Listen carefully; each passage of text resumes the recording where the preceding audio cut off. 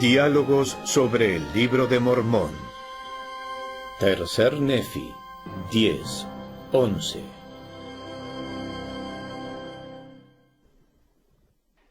Bienvenidos nuevamente a nuestro programa sobre el Libro de Mormón. Hoy están con nosotros 4 profesores del Departamento de Escrituras Antiguas. A mi izquierda, David Wirchert, Tom Wayment y Gay Strathern. Yo soy el Dr. Kelly Ogle. Hoy vamos a hablar sobre los capítulos 10 y 11 de Tercer Nefi en el Libro de Mormón. Han pasado 600 años en los cuales los profetas han estado anunciando la venida del Salvador. Y en esta parte, antes de comenzar el capítulo 10, encontramos que varias de las profecías de Samuel ya se han cumplido. En la actualidad tenemos condiciones muy similares. Nuevamente estamos esperando la venida del Señor, por lo que esas cosas también se refieren a nuestro tiempo. Tenemos en el capítulo 9 un reporte de daños, la magnitud de la destrucción en toda la tierra y luego el anuncio de quién era el visitante. En el capítulo 9, versículo 15, por ejemplo, el visitante se presenta diciendo: «He aquí, soy Jesucristo, el Hijo de Dios. Yo creé los cielos y la tierra». Me impresiona mucho la claridad y la exactitud de sus palabras que no dejaron duda de quién era Él. En el capítulo 10, al final del versículo 10, dice: «El Señor Jesucristo, el Redentor». Y luego, en el capítulo 11, Él mismo se anuncia diciendo: «Yo soy Jesucristo, de quien los profetas testificaron que vendría al mundo. Yo soy la luz y la vida del mundo». Y aún el Padre anunció su venida. «He aquí a mi Hijo amado en quien me complazco, en quien he glorificado mi nombre. A Él oíd». Eso es lo que dice el Padre cada vez que Cristo viene, ¿de acuerdo? Unas pocas veces. Este es el Salvador del mundo, Él lo creó, Él es el que lo cuida. Pero en las raras ocasiones que se ha manifestado el Padre, como en el bautismo de su Hijo y en el monte de la Transfiguración, y cuando anunció a los habitantes en la antigua América diciéndoles: «Este es mi Hijo amado», sabemos que los judíos no creen que Dios tenga un hijo. Los musulmanes no creen que Dios tenga un hijo. Y no estoy seguro cuántos cristianos en estos días realmente creen que Dios tiene un hijo que vivió aquí en la tierra. Pero tenemos el testimonio del Padre y sabemos quién es Él y que apareció. ¿Qué más sucede en el capítulo 10? Me gusta mucho cuando en los versículos 4 y 5 el Salvador habla de la gallina y los pollitos. Como vemos, es la misma declaración o muy similar a la del Salvador al final de su ministerio, estando de pie en el Monte de los Olivos mientras observaba a Jerusalén y expresó: «Oh Jerusalén, Jerusalén, cuántas veces os hubiera juntado como la gallina junta sus polluelos y no quisisteis». Hay una tristeza absoluta en ese lamento, y aquí tenemos al Salvador repitiendo a los nefitas y lamanitas en el versículo 4 de manera más detallada que en el relato bíblico: «Oh pueblo de estas grandes ciudades que han caído, que sois descendientes de Jacob, sí, que sois de la casa de Israel, cuántas veces os he juntado como la gallina junta sus polluelos bajo las alas, y os he nutrido. Con cuánta frecuencia me he acercado a vosotros haciendo las cosas que os serían de provecho». Y en el versículo 5, «Y además, cuántas veces os hubiera juntado como la gallina junta sus polluelos bajo las alas, oh pueblo de la casa de Israel que habéis caído. Sí, oh pueblo de la casa de Israel, que habitáis en Jerusalén, así como vosotros los que habéis caído. Sí, cuántas veces os hubiera juntado como la gallina junta sus polluelos y no quisisteis. Oh vosotros de la casa de Israel, a quienes he preservado, cuántas veces os juntaré como la gallina junta sus polluelos bajo las alas, si os arrepentís y volvéis a mí con íntegro propósito de corazón». El Salvador lo hizo en tiempos pasados, algunos de ellos escucharon, otros no. Él aún lo está haciendo y continuará haciéndolo siempre. Como Isaías diría, que su mano está todavía extendida, rogando a la casa de Israel para que vengan a Él. Sí, la imagen es de protección, la imagen apacible de una gallina. Siempre me han gustado los 3 verbos que usa. Como sabemos, cuando imaginamos al Salvador enfatizando algo, no encontramos el énfasis en la voz. no podemos captar eso y tampoco podemos saber si él usó alguna entonación específica. Pero creo que aquí lo enfatizó por medio de la repetición y las tres conjugaciones diferentes son os sé, os habría, os juntaré, como dando a entender, yo sé que aún algunos se alejarán de mí, pero todavía extenderé mi mano si es que se arrepienten. Aquí en este capítulo veremos eso. Me gusta la manera en que él hace hincapié en la idea de si os arrepentís y regresáis a mí con íntegro propósito de corazón. Realmente nos está preparando para lo que vendrá al tiempo de su aparición. La mayor parte del capítulo 10, o aún todo el capítulo, es un adelanto de su venida, al dejarles saber que esas profecías al respecto fueron hechas en generaciones pasadas. Han sucedido algunas cosas desagradables. Todas estas catástrofes en la tierra, aún así las primeras cosas que él compartió con ellos fueron palabras compasivas. Bien, creo que también tenemos el asunto de que la gallina va a proteger sus pollitos, ¿correcto? Aquellos que sobrevivieron a esas destrucciones fueron realmente aquellos que obedecieron como los pollitos. Respondieron a la mamá gallina y el Salvador los protegió.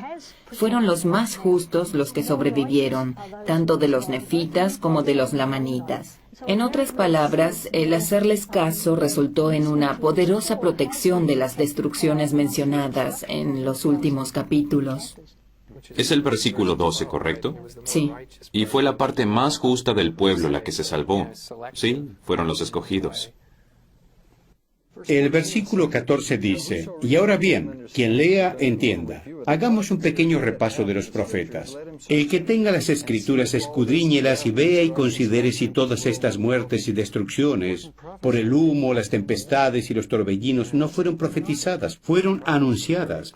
Sucede lo mismo actualmente. Los profetas han sido muy claros en lo que está por venir, y nos preguntamos si no se dirá lo mismo en la segunda venida.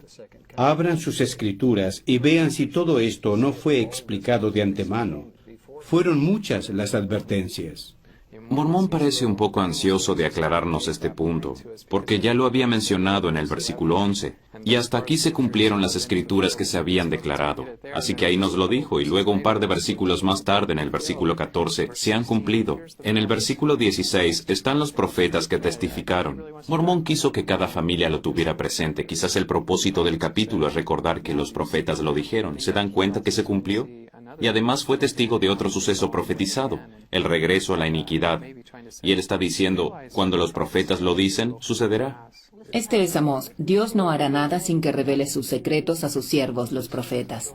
Pero en el libro de Mormón encontramos ese mismo énfasis específicamente para la casa de José, de la que ellos eran un remanente, y que estas profecías eran otras profecías que se encontraron en las planchas de bronce, que no aparecen entre las profecías de la Biblia. E hizo énfasis sobre este punto citando a Senoc y Senós y otros, de que estas profecías eran específicas para la casa de José y de lo que sucedería a esta gente en las Américas. Los que fueron preservados, en el versículo 18 dice, grandes favores, grandes bendiciones fueron derramadas sobre sus cabezas, al grado que poco después de la ascensión de Cristo al cielo, Él verdaderamente se manifestó a ellos. Muy pronto después de ascender al cielo, se apareció aquí. El capítulo 11 es el primer capítulo del libro de Mormón que los investigadores estudian por invitación de los misioneros.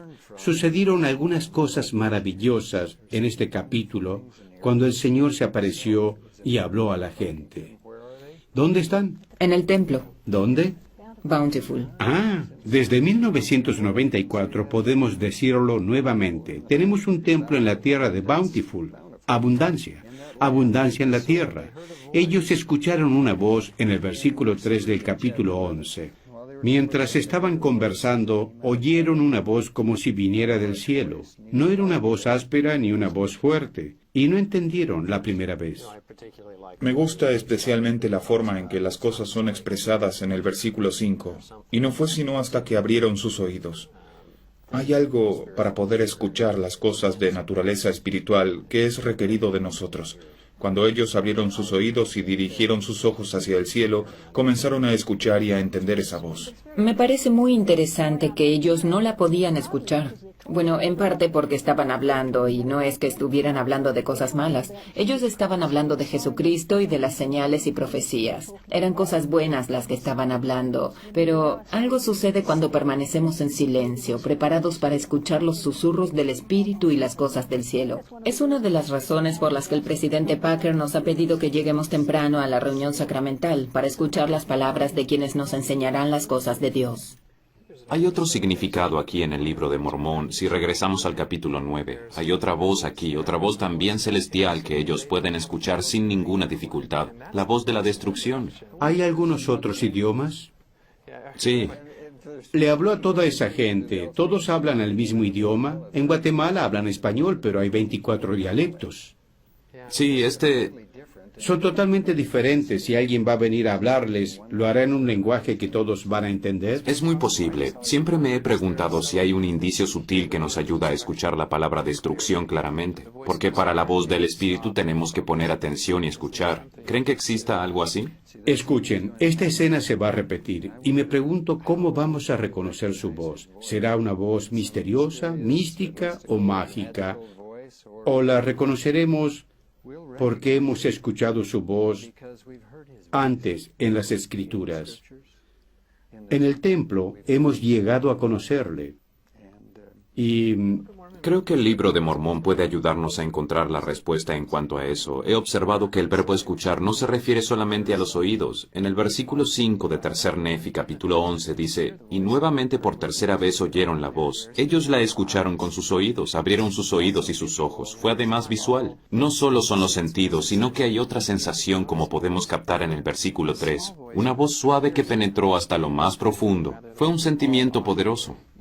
En efecto, todas estas declaraciones, testimonios y testigos nos hablan de lo auditivo y de lo visual, y que inmediatamente después de que Él apareció, vino este sentimiento o sensación que los estremeció, que se manifestó así de varias maneras a la gente que estuvo allí, para que ellos supieran quién era Él. No quedó duda de que Él era el Cristo. Hay algo más, sin embargo, cuando el Padre dijo, «He aquí, este es mi Hijo amado». Ellos escucharon las palabras, pero no creo que hayan entendido el significado de ellas, porque cuando lo vieron descender todavía creían que era un ángel. No relacionaron las palabras con aquel que descendía. No fue sino hasta que el Salvador dijo, «Yo soy Jesucristo», de quien los profetas testificaron, que la multitud entendió lo que estaba sucediendo. entonces después, una vez que apareció, ellos supieron quién era Él. ¿Qué los invitó a hacer? Que se acercaran uno a uno y lo tocaran. Como David dijo, para que tuvieran ese testimonio físico. En efecto, este es el testimonio esencial, el contacto físico, que no es un espíritu. Es en parte el cumplimiento de la sección 129 de Doctrina y Convenios, donde dice que si queremos saber si es un espíritu o un ser resucitado, basta con que estrechemos su mano. Es decir, soy el que digo que soy el Cristo resucitado. Hay algo más en medio de todo esto, y lo leemos únicamente en 2 versículos. Se ha calculado y no sabemos exactamente cómo sucedió, pero si cada una de las 2.500 personas que lo tocaron se detuvo 10 segundos ante el Señor, significa que Él estuvo allí cerca de 7 horas. Lo leemos en las Escrituras y pensamos, ¡qué maravilla! Pero cuando nos detenemos a pensar en el hecho de que Jesucristo estuvo allí por un periodo de tiempo tan largo, nos damos cuenta de que era muy importante para el Salvador dar un testimonio individual, y no como bajo la ley de Moisés, que fue un convenio con la nación. Con la llegada del Salvador, los convenios se hacen uno a uno, convenios individuales donde nos comprometemos con el Salvador a hacer su obra. Además, a todos aquellos a quienes Él se apareció, primero a las mujeres, después a los apóstoles y una semana más tarde a Tomás, a todos les pidió que tocaran sus heridas. Esas 7 heridas en sus manos, su costado y en sus pies. En parte, creo que fue porque siglos después la gente iba a decir, bueno, yo creo que Dios sí vino a la tierra, pero no creo que haya tenido un cuerpo como el nuestro. Los filósofos griegos y los demás han dicho, el cuerpo es malvado, no pudo haber tenido un cuerpo como este. Él invitó a todos, a miles de personas en ambos lados del mundo a que lo tocaran, lo sintieran, para que supieran que Él tenía un cuerpo físico.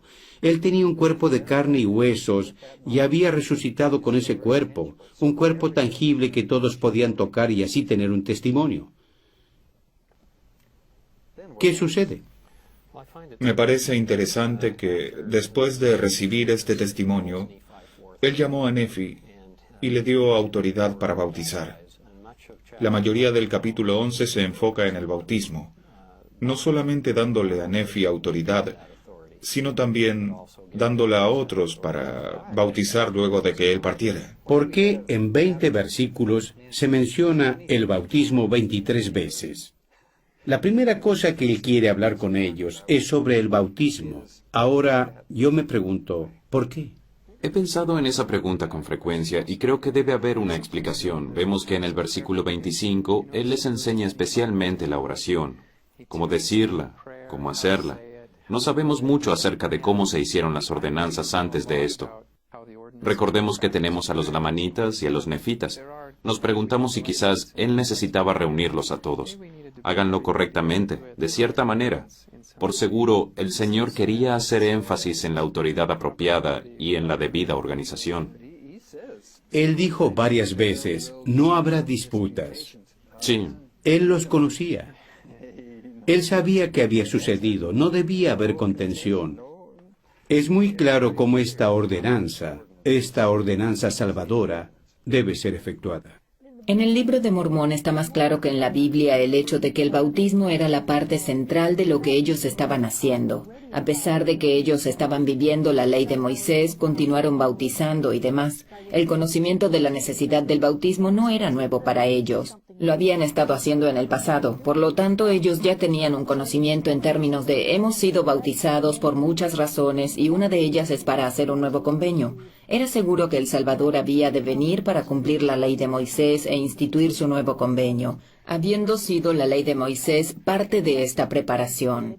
Era ahora necesario predicar el arrepentimiento y así preparar a la gente para el nuevo convenio, siendo Jesucristo el centro del mismo. Era una nueva organización. Él organizó y estableció su iglesia, instituyendo el bautismo como la puerta de entrada a su reino. lo cual obviamente expone otra razón para la necesidad del bautismo. Me pregunto además con este llamamiento a Nefi, y cuando le invitó a acercarse a él, fue por el bien de Nefi que dijo, «Te doy poder para que bautices a los de este pueblo cuando yo haya ascendido al cielo otra vez». Y en el versículo 22 agrega, «Y además el Señor llamó a otros». Suponemos que se refiere al llamamiento de los 12. ¿Fue este llamamiento por él o por la multitud? Esta es mi iglesia, una definición muy clara de organización. ¿No nos encantaría a todos tener al frente de la organización de la Iglesia El Salvador de pie diciendo, vamos a hacerlo de esta manera? Sabemos que nuestros líderes son inspirados, pero sería grandioso tenerlo a él ante nosotros. Y no es solamente eso, sino que también les dio instrucciones muy detalladas de cómo hacer las cosas. Y entrando en el agua, esta es la oración que ofrecerás. Lucas enfatizó eso. Así es, habiéndoseme dado autoridad de Jesucristo, en el versículo 22-25, yo te bautizo en el nombre del Padre y del Hijo y del Espíritu Santo. Amén. Así que con estas instrucciones detalladas, tan útiles, realmente no da lugar a discusión en cuanto a cómo llevarlas a cabo. Entonces, ¿puede una iglesia tan bien organizada resquebrajarse? Se pregunta uno, hay quienes dicen, bautismo significa esto o autoridad aquello. Tenemos a Jesucristo de pie ante nosotros y es como Él lo ha dicho. ¿Cómo discute usted eso? Para esa generación, pero la siguiente, Yo sí. ellos no estuvieron ahí, no lo pudieron ver. La gente dijo que él estuvo ahí. Ellos hacen preguntas, sí. Lo que me parece interesante también es que comenzó el capítulo 11 confiriendo el poder para bautizar, y en el capítulo 18, al terminar el primer día, la última cosa que él hizo antes de partir fue conferir la autoridad para dar el don del Espíritu Santo. Así vemos la conexión entre el bautismo y el don del Espíritu Santo. Día 1. Entiendo que las cosas que están en medio tienen que ver con el convenio especial de tomar sobre nosotros el nombre de Cristo y la promesa final del don del Espíritu Santo. Uno se pregunta en estos versículos, ¿previó el Salvador las dificultades a las cuales ellos se enfrentarían? El versículo 29 habla del Espíritu Santo para que pudieran discernir y luego habla del espíritu de contención. Y como David mencionó, no habrá disputas. En el versículo 29, el que tiene el espíritu de contención no es mío.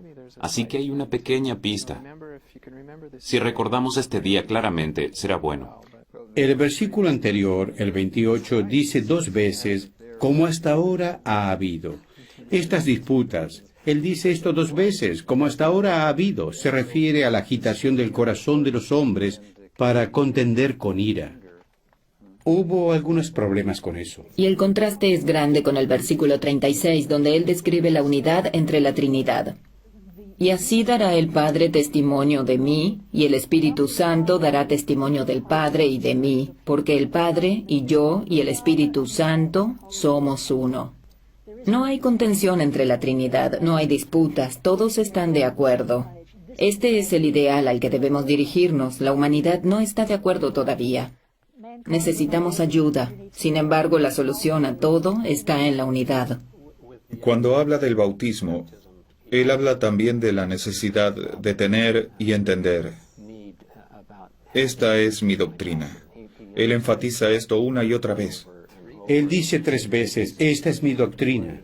Y esa doctrina, si miramos en el versículo 32, al final dice que es el arrepentimiento, creer en Él, ser bautizado.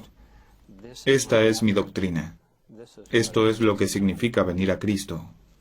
Y creo que este es el mensaje central. Creer en Él, eso es la fe. Regresar a Él, eso es el arrepentimiento. Convertirnos a Él es el bautismo. Y ser guiados por Él es la guía del Espíritu Santo. Esas son las bases. A veces quedamos atrapados en la maraña de cosas menores y olvidamos que la esencia del Evangelio son estos 4 fundamentos. Él Es dice en los necesario. versículos 39 y 40, me encantan esos versículos, de cierto os digo que esta es mi doctrina, y los que edifican sobre esto, edifican sobre mi roca, y las puertas del infierno no prevalecerán en contra de ellos. Aquí está el poder, ¿correcto? Si enseñamos estas doctrinas, Satanás no tendrá poder sobre nosotros. Quienes declaren esto y lo establezcan como mi doctrina, tales proceden del mal, y no están fundados sobre mi roca, sino que edifican sobre un cimiento de arena. Haciendo las cosas muy complicadas. Sí. ¿Qué quiere decir él con las puertas del infierno estarán abiertas para recibirlos? O después en el capítulo 18, y las puertas del infierno están abiertas para recibirlos. ¿Alguna vez pensó en eso? ¿Cuáles son las puertas del infierno? No lo he pensado mucho de esa manera. Siempre me las imagino cerradas para los justos y que estarán cerradas para nosotros. Y la idea de que ellas están siempre abiertas es como si estuvieran diciendo, bienvenidos, es fácil entrar aquí, es gratis. Y yo creo que todos esperamos que las cosas que hagamos aquí las mantengan cerradas para nosotros. Hoy las puertas del infierno, pornografía, relaciones sexuales aberrantes, avaricia, orgullo, egoísmo, esas puertas están abiertas de par en par, listas para atraparnos a todos, pero si obedecemos la doctrina simple y pura, tendremos poder y estaremos seguros. Una cosa que me parece interesante y que se encuentra al comienzo de Tercer Nefi en el capítulo 2 es que cuando las señales comenzaron a perder su efecto en la gente, Satanás tuvo más control sobre ellos. Y una de las cosas que empezaron a enseñar fue que la doctrina de Cristo era vana y tonta, mientras que el Salvador dice que esta es una de las cosas más importantes. Es una de las primeras cosas de las que él habla. ¿No es interesante que de acuerdo a nuestra filosofía y la forma en que hacemos las cosas los seres humanos, algunas de ellas que consideramos las más importantes no lo son realmente? Cuando el Salvador venga como prueba y testimonio viviente, sabremos qué es lo más importante. Él puede poner todo en su verdadera perspectiva muy rápidamente. Por eso es que amo el templo. El templo nos ayuda a mantener nuestras prioridades en orden, las cosas verdaderamente importantes. ¿Hay algo más que deberíamos mencionar como resumen de estos 2 capítulos, Gay? Bueno, creo que como usted mencionó al principio, todo en el libro de Mormón ha estado guiándonos a este punto. Y todo en el resto del libro de Mormón es un eco de ello, o refleja de algún modo esta majestuosa y divina experiencia que nadie podría haber esperado tener en este estado mortal. En un sentido muy real de lo que estamos viendo aquí, especialmente en el capítulo 11, Es la condescendencia de Dios que Nefi pudo experimentar cuando el ángel le explicó a él la visión de su padre. ¿Qué es el amor de Dios? Es la condescendencia de Dios por la cual Jesucristo, un ser divino, descenderá una vez más desde su hogar celestial a la tierra para ir entre la gente y enseñarles y que lleguen a saber de manera individual quién es Él. Uno por uno irán hasta Él y lo verán y lo tocarán, y así podrán saber de manera personal, sin intermediarios, que Él es Jesucristo, el Hijo de Dios viviente.